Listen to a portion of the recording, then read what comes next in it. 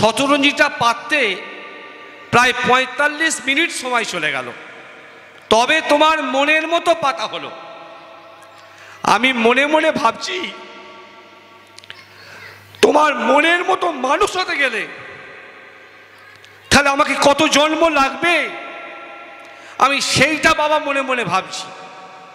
শতরঞ্জি পাততে যদি ৪৫ মিনিট সময় লাগে তবে তুমি খুশি হও, তাহলে তোমার মনের মতো মানুষ হতে গেলে আমাদের যে কত জন্ম জন্মান্তরের সময় লাগবে আমরা কিন্তু বুঝতে পারছি না বাবা। আমাকে একজন বলেছিল যে সৎসঙ্গ জগতে যেন তোমায় দেখতে না পাই, তোমার ধুতিটাও আমি কেড়ে নেবো, যে ধুতি পরে ঘুরছো ওই ধুতিটাও কেড়ে নেবো। আর একজন বলেছিল তুমি যে জয়গুরু দিচ্ছ তোমার জয়গুরু দেবার বন্ধ করে দেবো আমরা। আজকে সৎসঙ্গ জগতে আমায় চেনে না এমন কোনো লোক নেই। সৎসঙ্গ জগতে বাবা মারা যাওয়ার পর যে ঝড় এবং ঝঞ্ঝার মধ্যে আমি আজও পড়ে আছি, আমি আপনাদের সামনে একটা কথা আজকে বলে যাই, আমি পূর্বে পশ্চিমে উত্তরে দক্ষিণে কোনো বন্ধু পাইনি, কোনো আত্মীয় পাইনি, কোনো কুটুম পাইনি। জীবনে একজনকে পেয়েছিলাম, সারা জীবন আপনারা তার প্রতি ভরসা রাখবেন, তিনি হলেন শ্রী শ্রী ঠাকুর অনুকূল চন্দ্র বন্দে পুরুষোত্তম।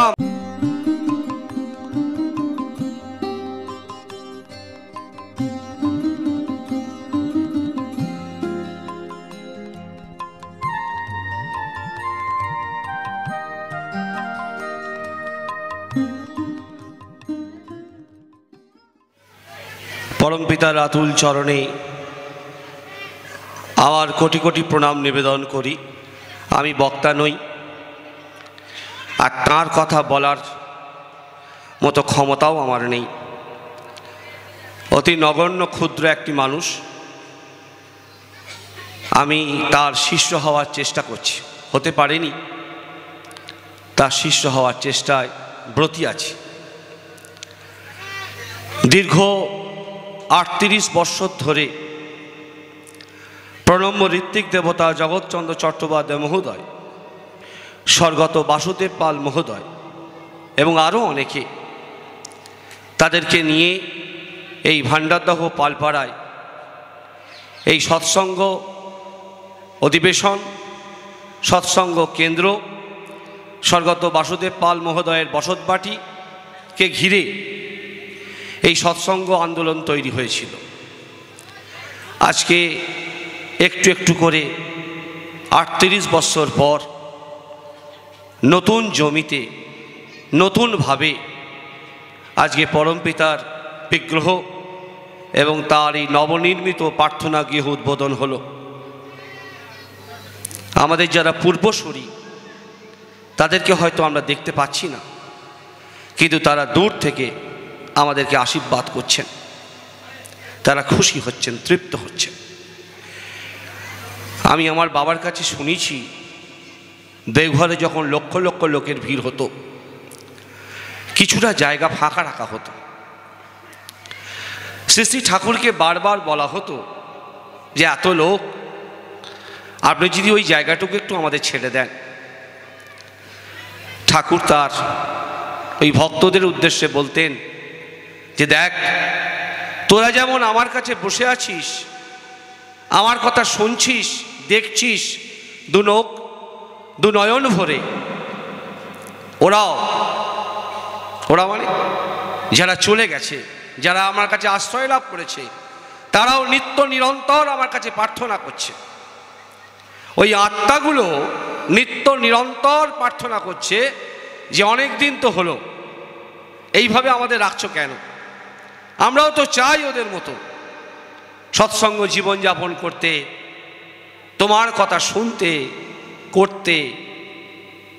তারা ওইখানটায় এসে সব বসে থাকে। তাই আজকে তারা খুব খুশি হচ্ছেন, তাদের আত্মা তৃপ্ত হচ্ছেন।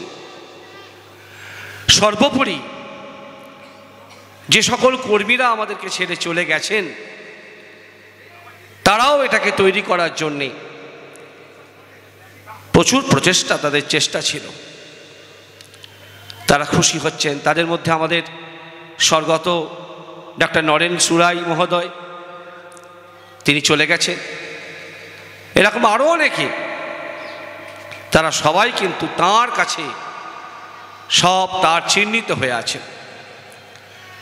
যাই হোক, আজকের এই মহতী সাধারণ সভায় যার কথা শুনবার জন্য আপনারা এখানে এসেছেন, তার কথা আপনারা শুনবেন। মঞ্চে উপবিষ্ট রয়েছেন বরেণ্য প্রাজ্ঞ পণ্ডিত মণ্ডলী, তারা আলোচনা করবেন। আমি শুধু তার কথা বলবার জন্যে দু একটি কথা পরম প্রেমময় শ্রী শ্রী ঠাকুর অনুকূল চন্দ্রের তার দিব্য জীবন মানেই হলো তার লীলায়িত জীবন। আমি একটা ঘটনা বলে আমি আমার আলোচনা শেষ করব। তার কনিষ্ঠ সন্তান পূজ্যপদ কাজলদা বলে সবাই যাকে চেনেন সৎসঙ্গ জগতে, তিনি একবার ঠাকুরের কাছে এসেছেন, প্রণাম করছেন। ঠাকুর বলছেন, কাজলা একজন শতরঞ্চি দিয়ে গেছে মানুষ বসবার জন্যে, তুই শতরঞ্চিটা পেতে দেবি মনি? কাজলদা বলছেন, এ আর কি ব্যাপার, নিশ্চয়ই পেতে দেবো। বলে, বাবা আদেশ করেছেন, তার পিতৃদেব আদেশ করেছেন, তার ভগবান আদেশ করেছেন, তার গুরু আদেশ করেছেন, তিনি মাথায় শিরোধার্য করে ওই শতরঞ্চি পাচ্ছেন। আর শতরঞ্চি পাততে পাততে অনেকটা সময় চলে যাচ্ছে, এদিকটা উঁচু হয়ে যাচ্ছে, ওদিকটা নিচু হয়ে যাচ্ছে, কোনোটা একটু বেঁকে যাচ্ছে, সোজা হয়ে যাচ্ছে, এরকম হচ্ছে। অনেকটা সময় পার হয়ে গেল। হঠাৎ করে ক্লান্ত হয়ে তিনি বলছেন ঠাকুরকে যে, বাবা দেখো পাতা হয়েছে কিনা। ঠাকুর বলেন, ওইখানটা এখনো উঁচু হয়ে আছে, ঠিক করে দাও মনি। কাজলদার সঙ্গে সঙ্গে গিয়ে ওই উঁচু জায়গাটা আবার ঠিক করে দিলেন। দেওয়ার পর পূজ্যপদ কাজলদা ধপ করে ঠাকুরের কাছে হাঁটু কেড়ে বসে পড়েছেন, আর ঠাকুরের দিকে তাকিয়ে বলছেন, খুব মনোযোগ দিয়ে শুনবেন, ঠাকুরের দিকে চেয়ে বলছেন যে, বাবা আমি দেখলাম শতরঞ্জিটা পাততে প্রায় ৪৫ মিনিট সময় চলে গেল, তবে তোমার মনের মতো পাতা হলো। আমি মনে মনে ভাবছি, তোমার মনের মতো মানুষ হতে গেলে তাহলে আমাকে কত জন্ম লাগবে, আমি সেইটা বাবা মনে মনে ভাবছি।